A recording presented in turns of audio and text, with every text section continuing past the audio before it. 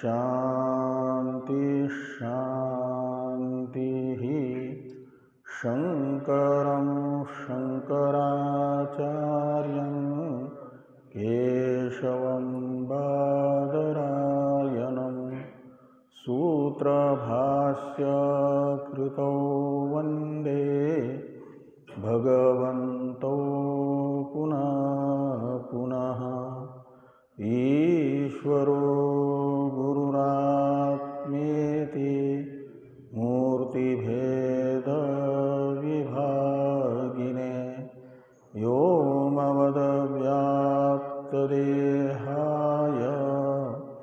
दक्षिणामूर्तये नमः। ॐ शान्ति शान्ति शान्ति।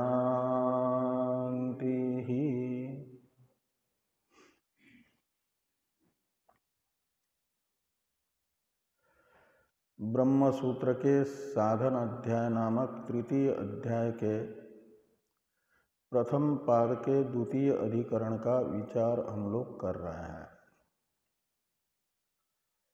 इस अधिकरण के 4 सूत्रों में से प्रथम सूत्र का भाष्य सहित विचार हम लोग कर चुके हैं। द्वितीय सूत्र तथा उसके भाष्य की चर्चा प्रारंभ होनी है।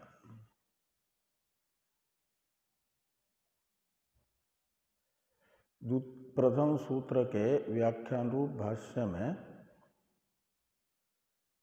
भगवान भाष्यकार ने इस अधिकरण का पहले तो विषय, संशय तथा पूर्व पक्षात्मक अंश बताया। सूत्र में भगवान व्यास जी ने सिद्धांत बताया। विषय है स्वर्गावरोही जीव, स्वर्ग से पृथ्वी के प्रति अवरोहण करने वाले जीव, उन्हें विषय के रूप में स्वीकार करके ये संशय बताया गया कि वे निरनुशय आते हैं कि सानुशय आते हैं। पूर्व पक्ष प्राप्त हुआ कि निरनुशय आएंगे। सिद्धांत है कि सानुशय आते हैं। तो सानुशय आते हैं, इसमें अनुशय शब्दार्थ के विषय में विशेष रूप से चर्चा भाष्यकार भगवान ने एक देशी के मत के अनुसार अनुशय पदार्थ क्या है और सिद्धांत के अनुसार अनुशय पदार्थ कौन सा है, इसे स्पष्ट किया।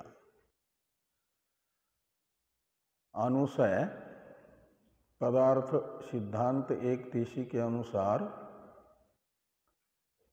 इष्टादि कर्मों का ही कुछ स्वल्पांश है, जिनका स्वर्ग में फलोपभोग नहीं होता, वह अनुशय पदार्थ है और उससे युक्त स्वर्ग से अवरोहण करने वाले जीव पृथ्वीलोक में आते हैं। ऐसा सिद्धांत एक देशी का मत रहेगा। भगवान भाष्यकार ने सिद्धांत को बताते हुए अनुशय पदार्थ के रूप में ये कहा कि इष्टादि कर्मों का तो संपूर्ण रूप से फलोपभोग स्वर्ग में ही होगा, कोई अंश शेष नहीं रहेगा स्वल्प भी भोगे बिना। इसलिए इष्टादि कर्मों से अतिरिक्त जो कर्म है अभुक्त फल, उन्हें कहा जाएगा अनुशय पदार्थ। और उस अनुशय से युक्त जीव पृथ्वीलोक में आएंगे, ऐसा श्रुति बताती है। यत तद इह रमणीय चरणा तद इह कपूय चरणा इत्यादि। तो चरण शब्द का अर्थ इष्टादि कर्मों से अतिरिक्त अभुक्त फल कर्म किया गया, वही चरण पदार्थ क्या अनुशय पदार्थ हैं, चरण शब्दार्थ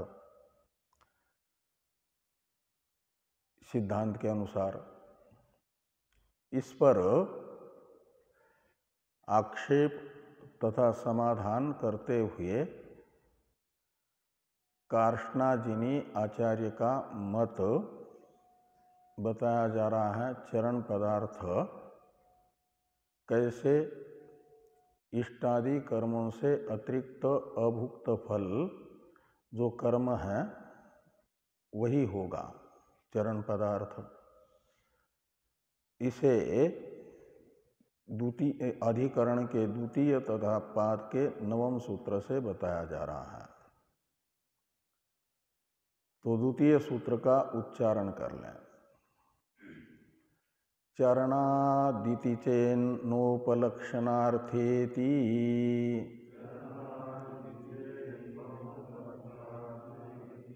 कार्ष्णाजिनिः चरणादिति चेन्नोपलक्षणार्थेति कार्ष्णाजिनिः।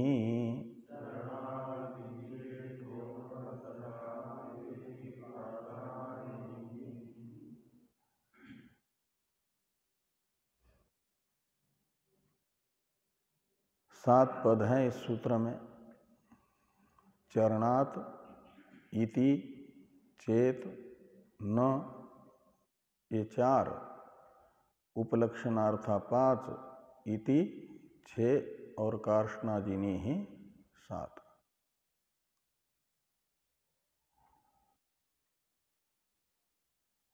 जो मानना चाहते हैं इष्टादि कर्मों का ही स्वल्पांश अभुक्त फल अनुशय है, ये कौन मानना चाहते हैं? एक देशी। वे शंका करते हैं कि चरणात् इति चेत, तो चरणात् का मतलब आप कर्मानुशय मान रहे, अनुशय किस लिए मान रहे हैं? आपके पुनर्जन्म की सिद्धि के लिए। जो देव योनि से योन्यंतर है उसकी प्राप्ति के लिए अनुशय को स्वीकार करना है। तो अनुशय पदार्थ अब जिनके अनुसार न तो इष्टादि कर्मों का स्वल्प अंश जो अभुक्त फल है वो भी नहीं रहा, यानी समस्त कर्मों का फलोपभोग स्वर्ग में ही हुआ, इष्टादि कर्मों का। और पूर्व पक्षी के अनुसार बाकी सब कर्मों का भी फलोपभोग हो जाएगा स्वर्ग में ही। एक भव्यवादी जो है वो कहेंगे एक ही जन्म में संपूर्ण कर्मों का फलोपभोग होता है, इसलिए उनके अनुसार तो अनुशय पदार्थ के रूप में अवशिष्ट नहीं रहेगा कोई कर्म, निरंश ही जीव आएगा। तो उनके मत में यदि कोई ये कहता है कि यदि निरनुशय जीव आ रहा है तो उसे यहाँ अलग अलग योनि की प्राप्ति कैसे होगी? किसी को मनुष्य योनि, किसी को पशु योनि, किसी को पक्षी योनि। ये इनका कोई प्रयोजक नहीं रहेगा निरनुशयवादी के मत में। तो निरनुशय जीव का आगमन मानने वाले पूर्व पक्षी यदि ये कहते हैं कि चरण पदार्थ से सिद्ध होगा जन्म, योन्यंतर की प्राप्ति चरण पदार्थ से होगी, तो ये पूर्व पक्ष का मत है। चेत यानी यदि चरणात् जीवः निरनुशय जीवः योन्यंतरम प्राप्नोति, ये पूर्व पक्ष की प्रतिज्ञा रहेगी कि जो निरंश आया हुआ निरनुशय आया हुआ जीव है स्वर्ग से पृथ्वीलोक पर, वह योन्यंतर को प्राप्त करेगा चरण रूप हेतु से, चरण निमित्तक उसे प्राप्ति होगी। और चरण पदार्थ पूर्व पक्षी के अनुसार कर्म नहीं है,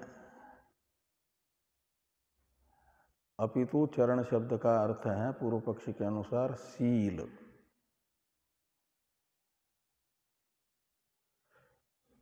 ऐसा मानने वाले यदि चरण निमित्तक ही योन्यंतर की प्राप्ति निरनुशय जीव को मानेंगे,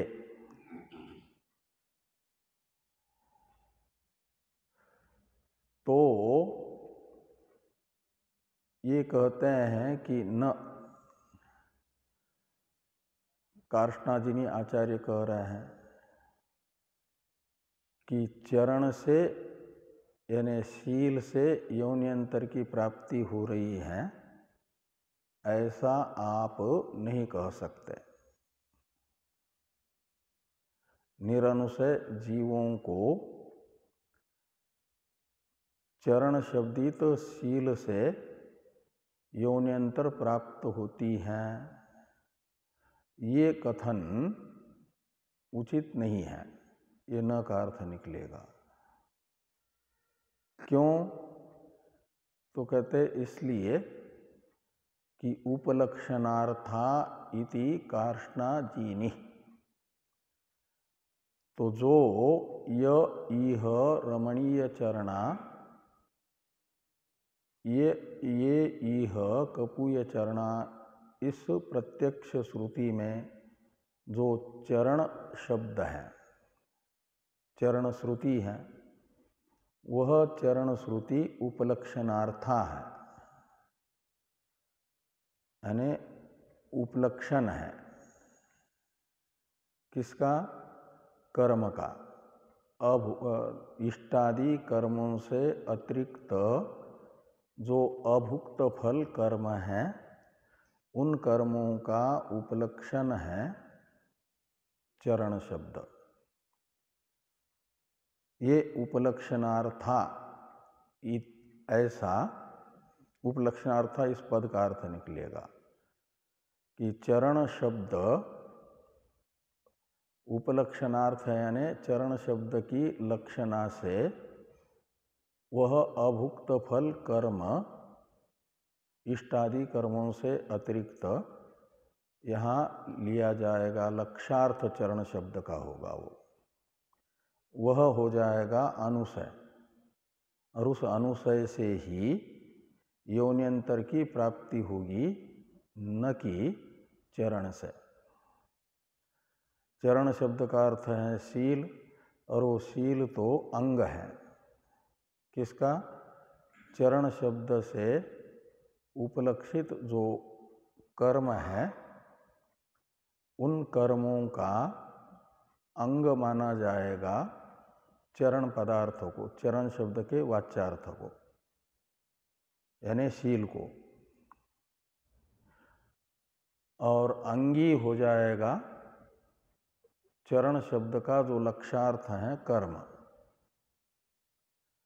लक्षणा कहा जाता है शक्य संबंध लक्षणा, तो चरण शब्द का शक्य है शील, और लक्षार्थ है कर्म। उसके लिए कोई संबंध बनना चाहिए न वाच्यार्थ का लक्ष्यार्थ के साथ। तो शक्य है शील वो है अंग, और जिसको लक्ष्यार्थ माना जा रहा है कर्म को वो है अंगी। तो दोनों में अंगांगी भाव संबंध होगा, और अंगांगी भाव संबंध से चरण शब्द लक्षणा से बताएगा किसको, कर्म को, अंगी को। तो इस और जो लक्षणा से चरण शब्द से उपस्थित हुआ कर्मरूप अर्थ है वह अनुशय होगा, और उस अनुशय से योन्यंतर की प्राप्ति स्वर्ग से आने वाले सानुशय जीव को होगी। जिस अनुशय को साथ में लाया है वह अनुशय योन्यंतर की प्राप्ति कराएगा, न कि चरण शब्द का वाच्यार्थभूत शील। ऐसा कौन मानते हैं? आचार्य कार्ष्णाजिनी। आचार्य कार्ष्णाजिनी के अनुसार अनुशय पदार्थ इष्टादि कर्मों से अतिरिक्त अभुक्त फल कर्म ही है, और वह अनुशय पदार्थ सुनिश्चित होता है चरण शब्द के लक्ष्यार्थ के रूप में। रमणीय चरणा, कपूय चरणा, यहाँ पर प्रयुक्त जो चरण शब्द है वह अनुशय सद्भाव का लक्षणा से बोधक होगा, ज्ञापक होगा। ऐसा आचार्य कार्ष्णाजिनी का मानना है। इस प्रकार ये सूत्रार्थ भाष्यकार भगवान इस सूत्र के व्याख्यान रूप भाष्य में बता रहे हैं। तो भाष्य को देखिए। अथापि स्यात्, कहते हैं जो आपने कहा है वह स्यात् यानी हो सकता है, लेकिन कब? यदि सिद्धांति ने क्या कहा है कि चरण श्रुति से अनुशय का सद्भाव सिद्ध होता है, ऐसा सिद्धांति ने कहा ना। यानी चरण शब्द का अर्थ अनुशय माना।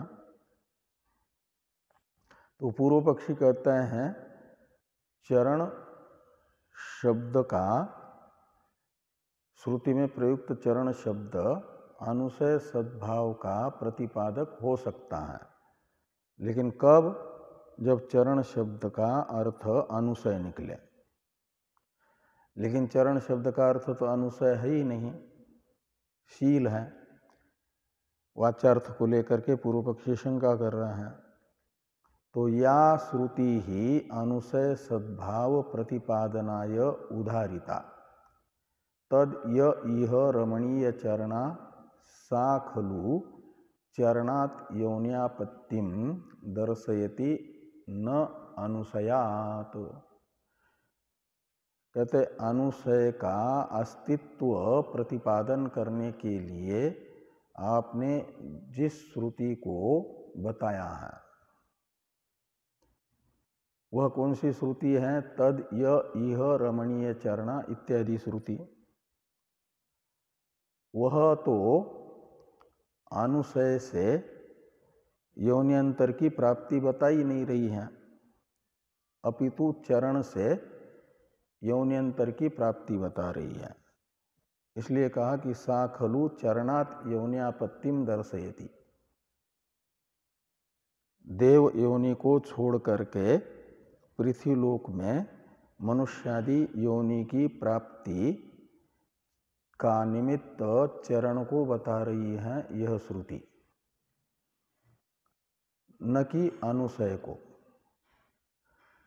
इसलिए सानुशय आता है ये कथन नहीं बनेगा। ये जो पूर्व पक्षी का कथन है,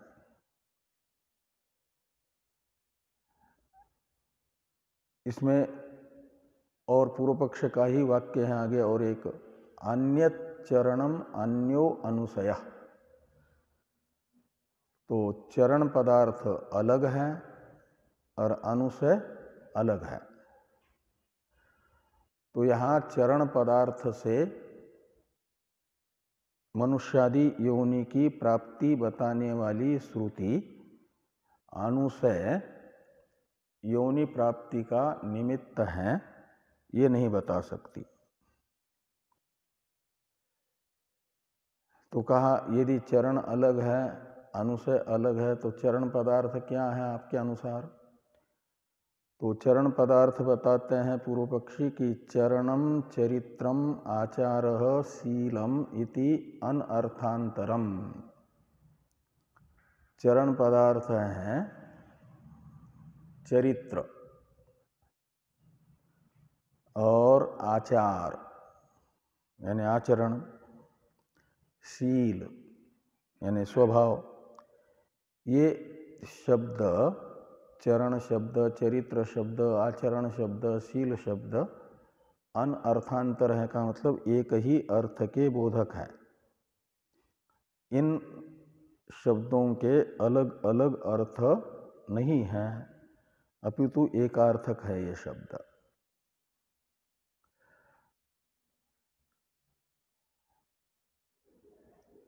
और अनुसय शब्द का तो आपने अर्थ बता ही दिया है, इष्टादि कर्मों से अतिरिक्त अभुक्त फल कर्म, ये अनुसय पदार्थ है।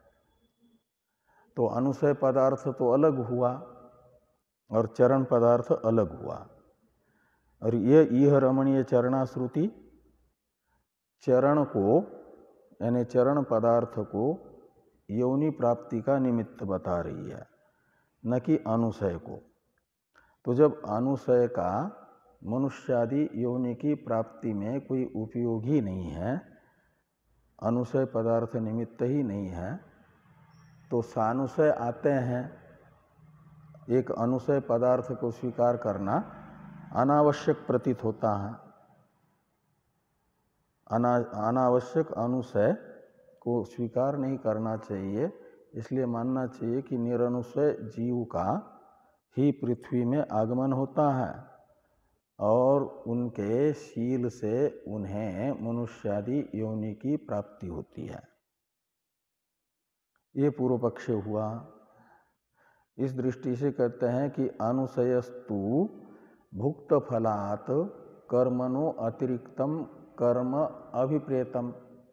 तो अनुसय पदार्थ के रूप में तो वह कर्म अपेक्षित है जो जिस कर्म का फलोपभोग हुआ है उससे अतिरिक्त कर्म, वो है अनुसय पदार्थ। तो वह कर्म अलग है और चरण अलग है। इति आगे है श्रुतिश्च कर्मचरणे भेदेन व्यपदिशति।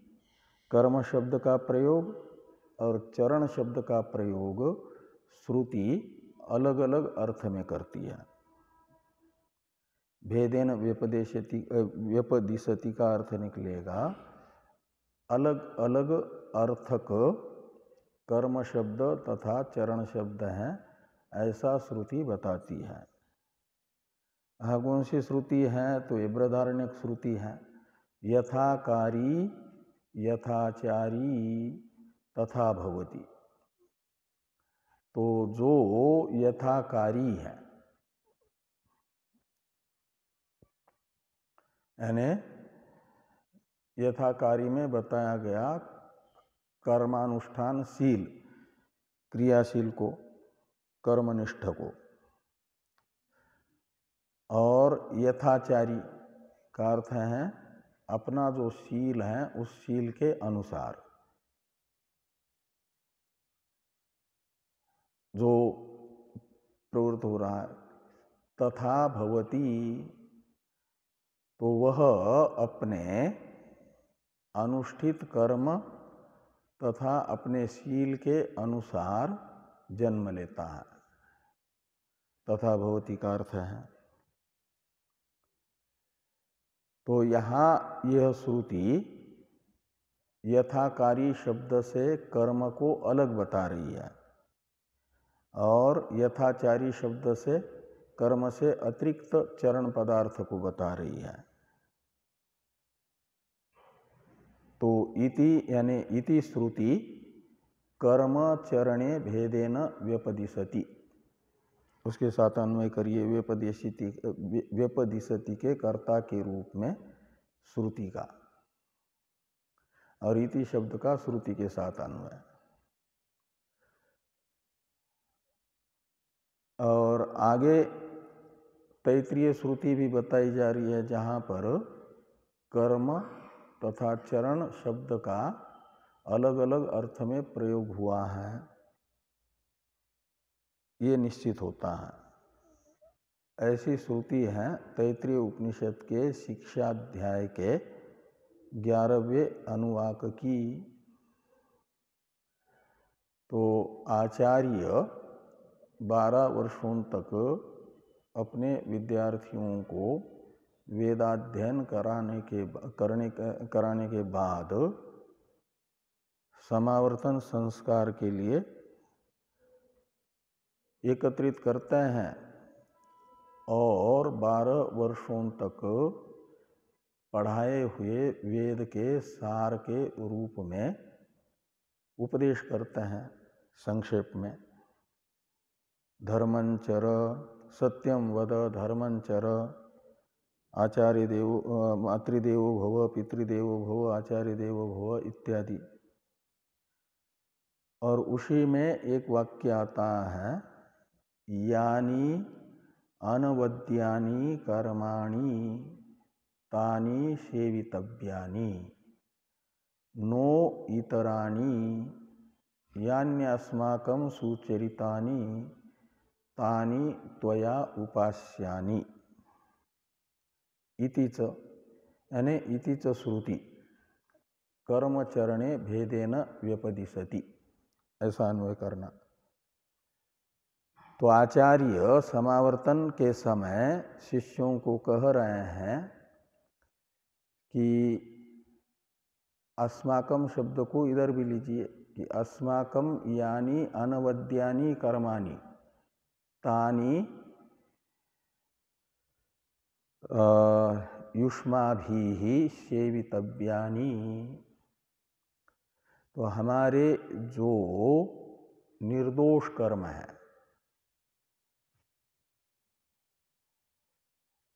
गुणत्रय से बने हुए भौतिक कार्यक्रम संघात से कभी राजस तामस कर्म भी हो सकते हैं। रजोगुण तमोगुण का प्राबल्य होने पर उन्हें कहा जाएगा सदोष कर्म, और जो सात्विक कर्म है वो है निर्दोष कर्म। तो यानी अस्माकम अनवद्यानि कर्माणि, हमारे जो निर्दोष कर्म है यानी हमारी उपाधि के द्वारा अनुष्ठित जो सात्विक कर्म है, 12 वर्ष हमारे साथ रहे हो तो साथ रहते रहते हमारे सात्विक कर्म भी देखे होंगे, राजस कर्म भी देखे होंगे, तामस कर्म भी देखे होंगे। तो यद्यदाचरति श्रेष्ठ तत्तदेवे तरो जन के अनुसार हमारे उन 3 प्रकार के कर्मों में से जो निर्दोष सात्विक कर्म है उन्हीं का सेवन करना है आप लोगों को। युष्माभि तानि सेवितव्यानि यानी अनुष्ठेयानि, सेवितव्यानि का अर्थ निकलेगा। नो इतरानि, तो इतर शब्द से लेंगे राजस तामस। तो हमारे उपाधि के द्वारा हुए और आपके द्वारा देखे गए जो राजस तामस कर्म है उनका अनुष्ठान आपको नहीं करना है। यानी अस्माकं सुचरितानि तानि त्वया उपास्यानि। तो हमारे जो सुचरित्र हैं, सुचरितानि यानी शोभन आचरण है। सुचरित का मतलब उन शोभन आचरणों का तुम्हें सेवन करना है। उपास्यानि यानी सेवितव्यानि। तो तुम्हें वही आचरण करना है जो हमारी उपाधि के द्वारा हुए सुचरित तथा दुष्चरित, ऐसे दो चरित्र हैं, आचार हैं, सदाचार असदाचार। तो सदाचार ही आप लोगों के लिए ग्रहीतव्य है, ग्रहण करने योग्य है, न कि दुराचार। तो इस श्रुति में भी कर्म शब्द का और चरित शब्द से चरण शब्द का भेदेन प्रयोग किया गया ना, अलग अलग अर्थ में प्रयोग किया गया। नहीं तो एक ही वाक्य में एक अर्थ के वाचक यदि ये बिल्कुल एक अर्थ होता तो प्रयोग कैसे करते? लेकिन प्रयोग हुआ है, इससे निकलता है कि चरित्र अलग है, कर्म अलग है। और यह रमणीय चरणा इत्यादि श्रुति चरण शब्दित चरित्र से यौन्यंतर की प्राप्ति बता रही है, न कि अनुशय से। इस प्रकार यदि पूर्व पक्षी कहते हैं तो ये पूर्व पक्ष का उपसंहार है। तस्मात् चरणात् योन्यापत्ति श्रुतेः नानुशय सिद्धि इति चेत।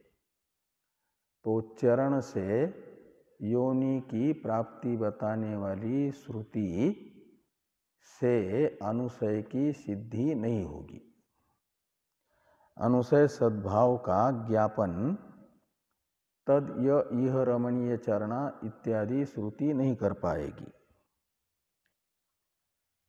इति चेत, ऐसी आशंका यदि पूर्व पक्षी करते हैं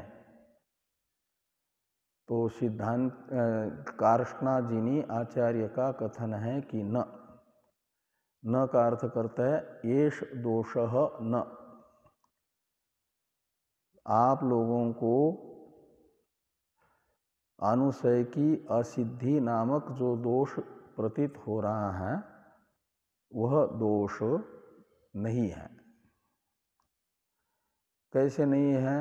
कहते हैं यतः अनुशय उपलक्षणार्था एव ऐसा चरण श्रुति इति कार्ष्णाजिनी आचार्यो मन्यते। कहते जिस कारण से, यतः का अर्थ है कि चरण श्रुति यानी रमणीय चरणा इत्यादि श्रुति चरण शब्द से लक्षणा से अनुशय का ही ज्ञापन कर रही है। अनुशय को ही चरण शब्द का लक्ष्यार्थ बता रही है। इस अभिप्राय से लिखते हैं अनुशय उपलक्षणार्था एव ऐसा चरण श्रुति। ऐसा चरण श्रुति से लेना तद यह रमणीय चरणा इत्यादि श्रुति, वह अनुशय का उपलक्षण है, ऐसा आचार्य कार्ष्णाजिनी मानते हैं। इस प्रकार ये जो इस अधिकरण का द्वितीय सूत्र है, इससे चरण शब्द का लक्ष्यार्थ अनुशय मान करके अनुशय सद्भाव की सिद्धि हुई और अनुशय से ही योनि की प्राप्ति होती है, यह सिद्धांत निश्चित हुआ। अब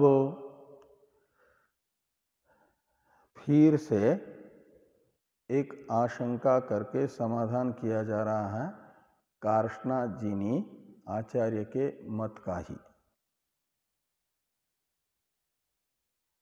पहले कार्ष्णाजिनी आचार्य के मत पर आक्षेप करते हैं, दोष दिखाते हैं, और उस दोष का निराकरण कार्ष्णाजिनी आचार्य करेंगे।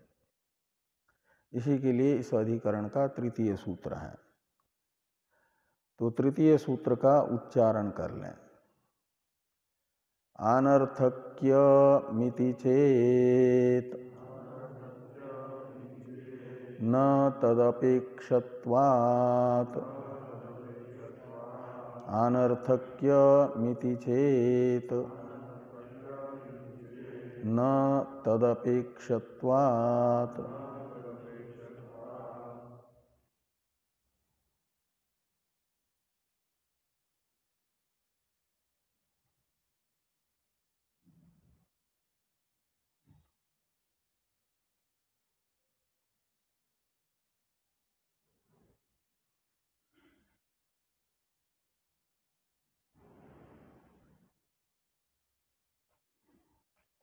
तो पूर्व पक्षी कहते हैं यदि अनुशय को ही योनि प्राप्ति का हेतु मानेंगे, चरण शब्द का लक्ष्यार्थभूत जो अनुशय उसी का फल है मनुष्यादि योनि की प्राप्ति, ऐसा मानेंगे तो अनुशय चरण शब्द का लक्ष्यार्थ तो सार्थक होगा, अनुशय सफल हो जाएगा। किंतु चरण शब्द का जो वाच्यार्थ है शील, उसमें अनर्थक्य की आपत्ति आएगी।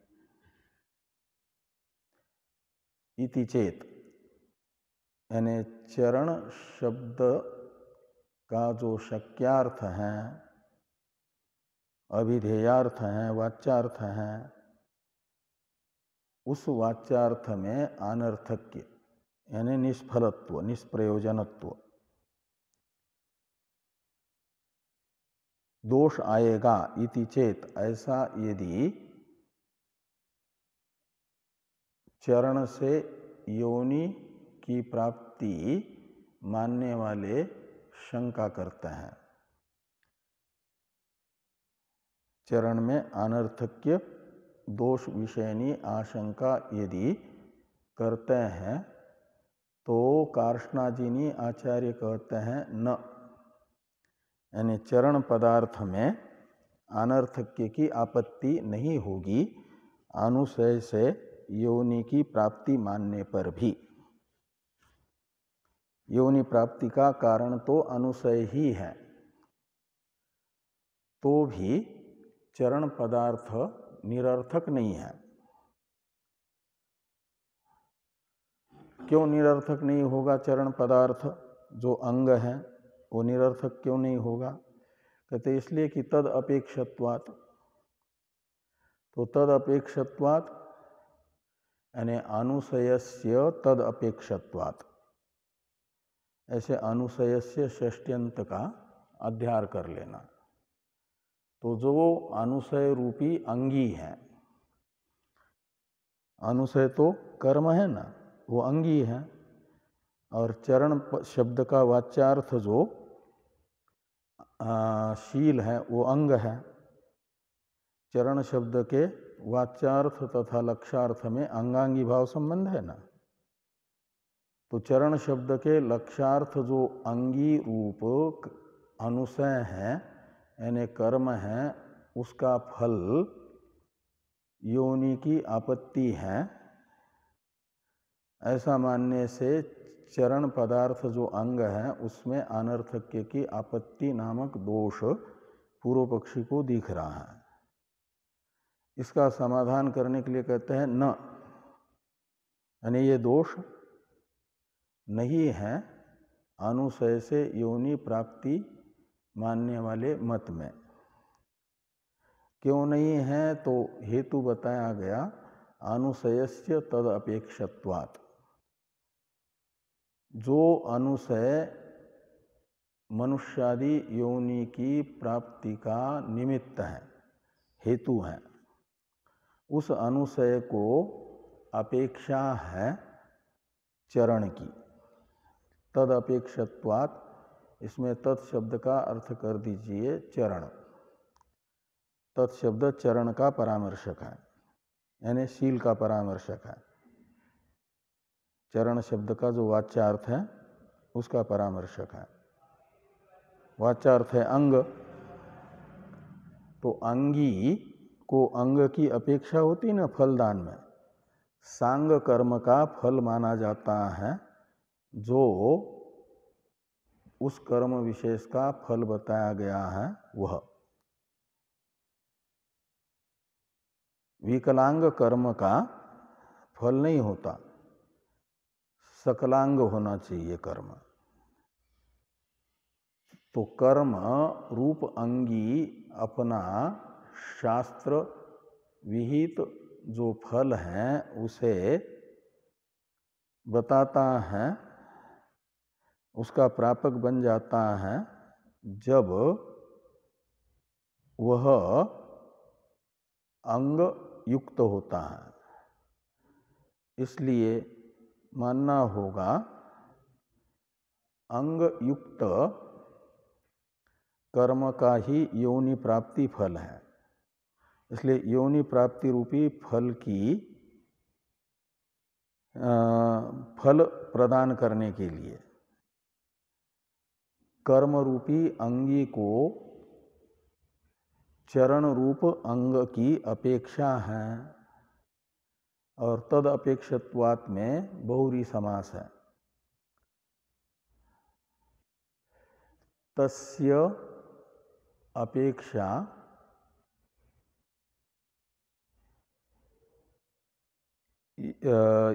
यस्मिन् अंगिनी तद अंग तद अंगम तदपेक्षम तस्य भाव तदपेक्षत्वात्। तदपेक्षत्वम तस्मात् तदपेक्षत्वात्, ऐसा विग्रह होगा। तो अंग की अपेक्षा है जिस अंगी में, किसके लिए? फल देने के लिए। फल देने के लिए अंगी अंग की अपेक्षा करता है, यानी अंग सापेक्ष अंगी का ही फल सिद्ध होने के कारण ये अंग में अनर्थक्य नामक दोष नहीं आएगा। जो अंगी का फल है वही अंग का फल हो जाएगा। जैसे दर्श पूर्णमासाभ्याम यजेत स्वर्ग काम, यह श्रुति दर्श पूर्णिमास याग का फल बताती है स्वर्ग। इसमें दर्श याग 3 है, प्रधान 3 याग है दर्श, यानी अमावस्या पर किए जाने वाले, और पूर्णमासी पर किए जाने वाले 3 प्रधान याग हैं। ऐसे 6 प्रधान यागों के समूह को कहा जाता है दर्श पूर्णमास। 2 त्रिक है ना, एक दर्श त्रिक और दूसरा पूर्णमास त्रिक। इसका फल है स्वर्ग। लेकिन ये 6 ही याग नहीं होते हैं दर्श पूर्णमास में। पंच प्रयाज भी होते हैं और पंच अनुयाज भी होते हैं। तो प्रयाज अनुयाज ये पूर्वांग उत्तरांग है। तो ये प्रयाज तथा अनुयाज का प्रधान 6 कर्मों का जो फल है उस फल से अतिरिक्त फल नहीं है। उस प्रधान जो अंगी है उस अंगी के फल से ही अंगवान माना जाता है। किसको? अंग के अंगों को। ऐसे ही चरण शब्द का लक्ष्यार्थ जो अंगी है अनुशय, उसका फल है योनि प्राप्ति। और उस योनि प्राप्ति रूप फल से ही फलवान हो जाएगा चरण शब्द का वाच्यार्थ जो अंग है शील, वह। ये यहाँ पर कहा तद अपेक्षत्वात् न अंगभूतस्य शीलस्य अनर्थक्यम, ऐसे लगाना। इसी प्रकार का सूत्रार्थ भगवान भाष्यकार बता रहे हैं इस अधिकरण के तृतीय तथा पाद के 10वें सूत्र का। स्याद एतत्, यानी जो द्वितीय सूत्र में आचार्य कार्ष्णाजिनी का मत बताया गया, यह मत सिद्ध हो सकता है, लेकिन कब? कहते हैं कस्मात् पुनः चरण शब्देन श्रौतम शीलम विहाय लाक्षणिको अनुशय प्रत्यायते, ये हेतु बताना पड़ेगा कि चरण शब्द का जो मुख्यार्थ है, स्रोत अर्थ यानी शक्ति संबंध से उपस्थित होने वाला अर्थ, शक्यार्थ, अभिधेयार्थ, मुख्यार्थ, वाच्यार्थ, ये पर्यायवाचक शब्द है, उसको छोड़ करके लाक्षणिको अनुशय प्रत्यायते, तो चरण शब्द से लक्षणा से अनुशय रूप अर्थ का ज्ञापन किया जा रहा है। इसमें कोई ना कोई हेतु बताना पड़ेगा। शक्यार्थ का त्याग करके लक्ष्यार्थ ग्रहण करने का हेतु क्या है, किस कारण से ऐसा किया जा रहा है, ये बताना पड़ेगा।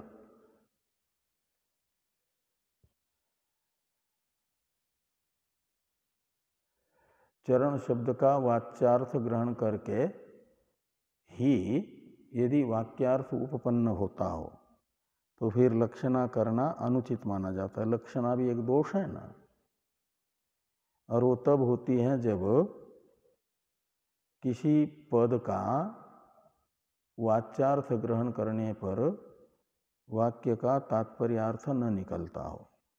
लक्षणा तात्पर्यानुपपत्तितः, ये कहते हैं ना, लक्षणा तात्पर्य की अनुपपत्ति होने पर की जाती है।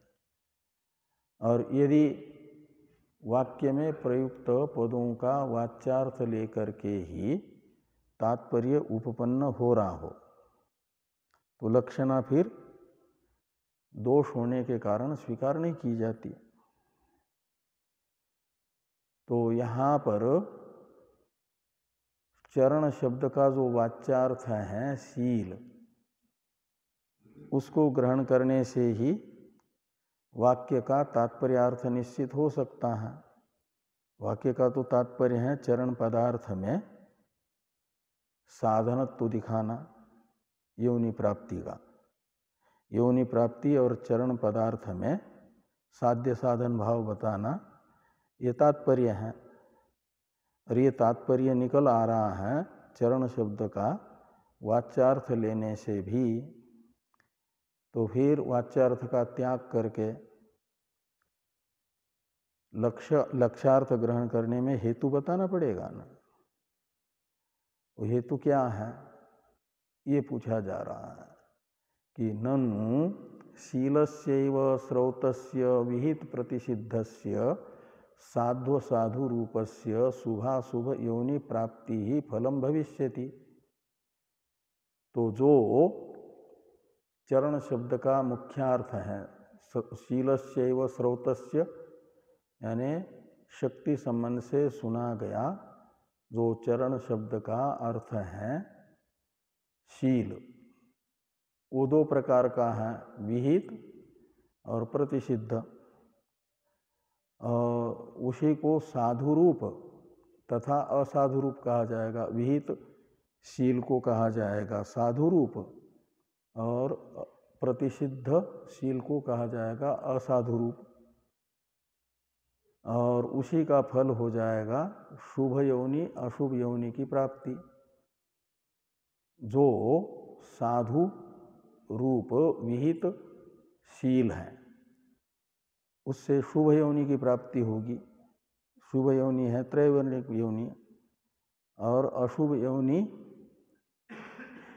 की प्राप्ति होगी असाधु रूप प्रतिषिद्ध शील से। तो यौन्यापत्ति फलम भविष्यति। तो अवश्यंच शीलस्यापि किंचित फलम अभ्युपगंतव्यम। तो इसलिए शील का यानी अंगभूत शील का भी तो कोई ना कोई फल स्वीकार करना चाहिए, वो फल होगा यौन्यापत्ति। इस प्रकार ये पूर्व पक्षी ने कहा। आगे पूर्व पक्ष की ये और एक पंक्ति है, अन्यथा ही अनर्थक्यम एव शीलस्य प्रसज्जेत इति चेत। तो अन्यथा का मतलब है चरण शब्द का वाच्यार्थ छोड़ करके लक्ष्यार्थ अनुशय स्वीकार करने पर और अनुशय का ही फल यौनि प्राप्ति मानने पर चरण शब्द के वाच्यार्थ शील में अनर्थक्य की आपत्ति आती है। इति चेत, ऐसा यदि पूर्व पक्षी कहना चाहेंगे तो आचार्य कार्ष्णा जी नहीं कहते हैं कि नैष दोषः। तो जो चरण शब्द के वाच्यार्थ शील में अनर्थक्य नामक दोष आपको दिख रहा है, वह दोष सिद्धांत मतानुसार नहीं है, कार्ष्णाजिनी मतानुसार नहीं है। तो पूर्व पक्षी पूछते हैं कस्मात् कुतः, यानी अकस्मात हेतु, तो किस कारण से आप कहते हो दोषाभाव। तो हेतु बताते हैं तद अपेक्षत्वात्। तद अपेक्षत्वात् में तत्शब्द का अर्थ है चरण, और चरण की अपेक्षा है किसको, इष्टादि कर्मों को अपना फल शुभ योन्यादि प्राप्ति के लिए। ये कहते हैं कि इष्टादि ही कर्म जातम, तद अपेक्षत्वात् की व्याख्या करते हुए कह रहे हैं कि इष्टादि ही कर्म जातम चरणापेक्षम। तदपेक्षत्वात् में तदपेक्षम में तत्का अर्थ कर दिया चरण। तो चरण अपेक्षा है कौन, इष्टादि, यानी चरण की अपेक्षा है जिसको, उसे कहा जाएगा चरणापेक्ष। ये बहुरी समास है। और किसको है चरण की, यानी अंग की अपेक्षा, कर्मजात को। वो कर्मजात कौन है, इष्टादि। तो इष्टादि कर्मजात को चरण की अपेक्षा है किसमें, फल देने में। क्योंकि चरण तो अंग है ना, और सांग अंगी का ही फल माना गया है। जो शास्त्र ने बताया हुआ फल विशेष है वह। नहीं सदाचार हीनः कश्चित अधिकृत स्यात्। तो चरण शब्द का वाच्यार्थभूत जो सदाचार हैं, दोनों हैं, सदाचार और दुराचार। उसमें से चरण शब्द का अर्थ विशेष जो सदाचार हैं, उससे जो हीन यानी रहित हैं, वह शास्त्र विहित फल का अधिकारी नहीं है। इसलिए कहा कि सदाचार हीनः कश्चित नहीं अधिकृत स्यात्, वो अधिकारी नहीं होगा फल का। ऐसा स्मृति भी बताती है, आचार हीनन न पुनन्ति वेदा। आचार हीनन न पुनन्ति वेदा का मतलब सदाचार रहित व्यक्ति को वेद भी पुनीत नहीं करते। का मतलब वेद विहित फल प्राप्त नहीं होता। वेद के द्वारा पुनीत होना है, वेद के द्वारा बताया गया जो फल है तत्त कर्म का, उस तत्त कर्म का अनुष्ठान करने पर तत्त फल की प्राप्ति यदि होती है तो माना जाता है वेद ने उसे पुनीत कर दिया।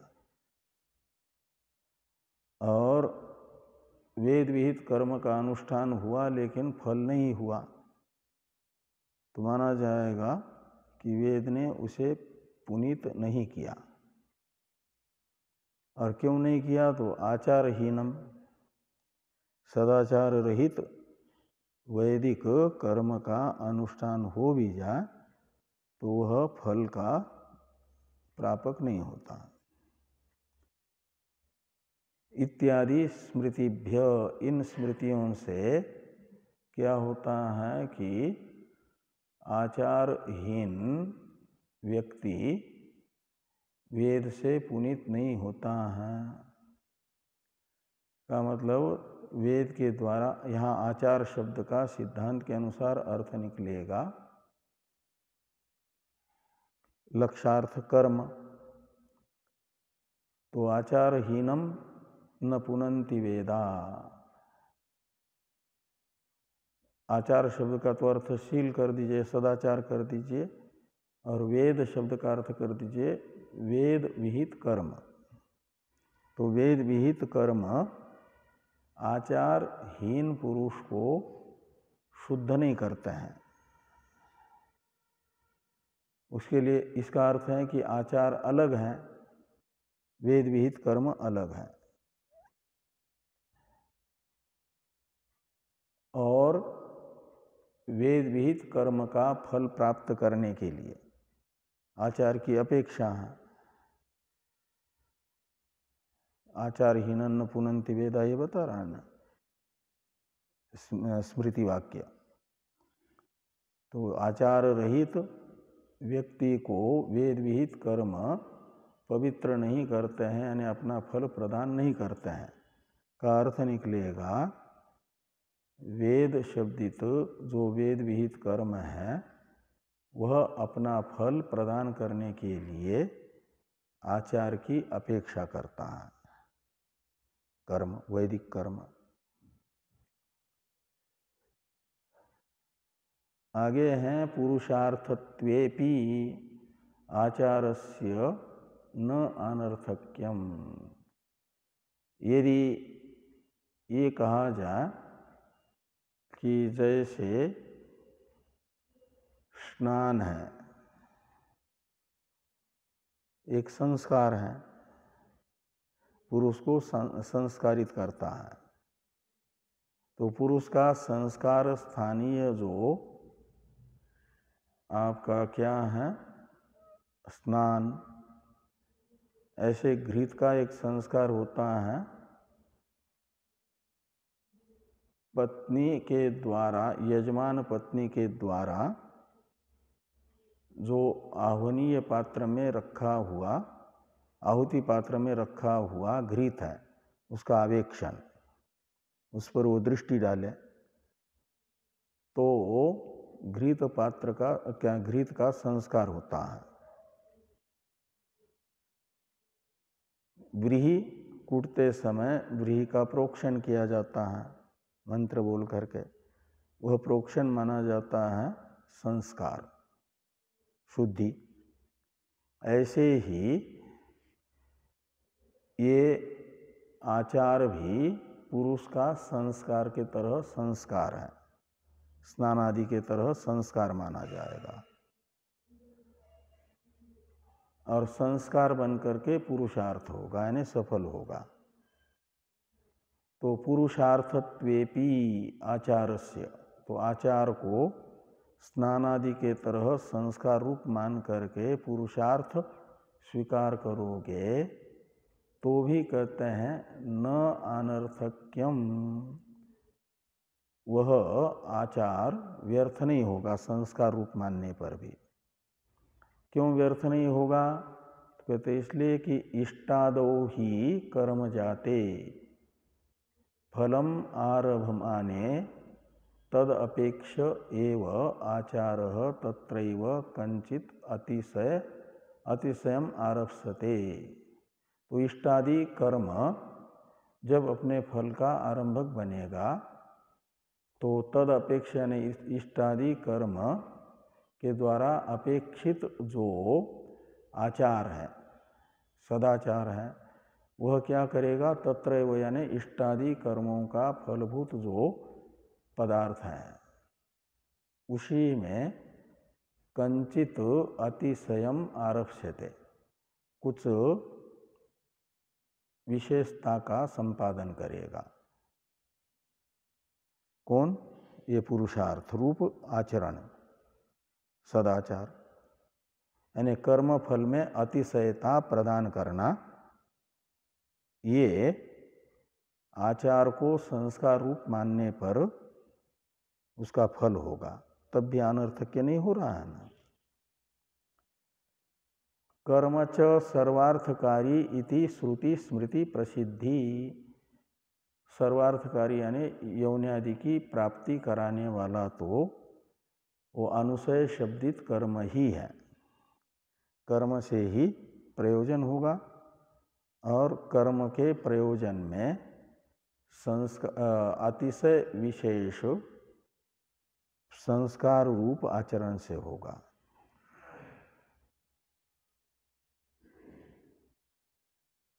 एक दो वाक्य हैं, इसको पूरा कर ले। तस्मात् कर्मैव शीलोपलक्षितम अनुशय भूतम यौन्यापत्तो कारणम इति कार्ष्णाजिनेर मतम।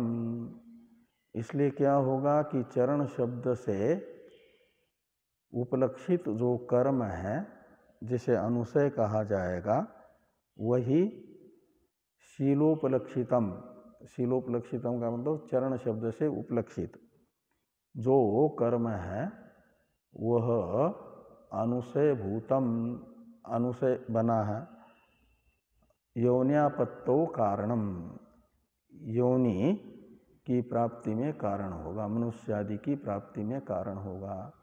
इति कार्ष्णाजिनी जिनेर मतम, आचार्य कार्ष्णा जी का ये मत है। नहीं कर्मणि संभवती शीलात यौन्यापत्तिर युक्ता, तो कर्म से योनि की प्राप्ति संभव होने पर शील को योनि प्राप्ति का निमित्त मानना उचित नहीं है। वो तो अंग है ना, तो अंगी का फल यौन्यापत्ति है, तो अंग का फल ये यौन्यापत्ति मानना उचित नहीं है। नहीं पद्भ्याम पलायितुम पारयमाणो जानुभ्याम रंगितुम अर्हति इति, यानी जो अंगी का फल है उसे अंग का फल नहीं कहा जा सकता। इसे समझाने के लिए ये दृष्टांत है कि जो व्यक्ति अपने पैरों से गमन करने में समर्थ है, दौड़ने में समर्थ है, पारेमाणः यानी समर्थ, वह जानुभ्याम रंगितुम न अर्हति, शुरू वाले न का अन्वय अर्हति के साथ करिए। जानु कहते हैं घुटनों तक के भाग को, कमर से लेकर के घुटनों तक का जो अंश है वो है जानु, और घुटनों से नीचे वाला भाग है पाद। तो पैरों से भागना संभव है जिस मनुष्य को पूरे पाद हैं, उसके काटे नहीं गए हैं, और किसी रोग आदि के कारण दोनों पैर जानु तक काट लिए गए जिसके, उसको चलना हो तो फिर वो जानु से ही चलता है ना, घुटनों से ही अभ्यास करते करते चलना प्रारंभ करता है। लेकिन पूरे पैर जिसके हैं वह तो पैरों से ही चलेगा, जानु से नहीं चलेगा। ऐसे जो सकलांग कर्म है उसी का फल मनुष्यादि योनि प्राप्ति होने से केवल एक अंग विशेष जो शील है उसका फल मनुष्यादि योनि की प्राप्ति मानना अनुचित है। अब एक सूत्र अवशिष्ट है इस अधिकरण का, इसकी चर्चा सायंकालीन सत्र में करते हैं। ओम पूर्णमदः पूर्णमिदं पूर्णात् पूर्णमुदच्यते पूर्णस्य पूर्णमादाय पूर्णमेवावशिष्यते। ओम शांति शांति शांति। शंकरं शंकराचार्यं केशवं बादरायणं सूत्रभाष्य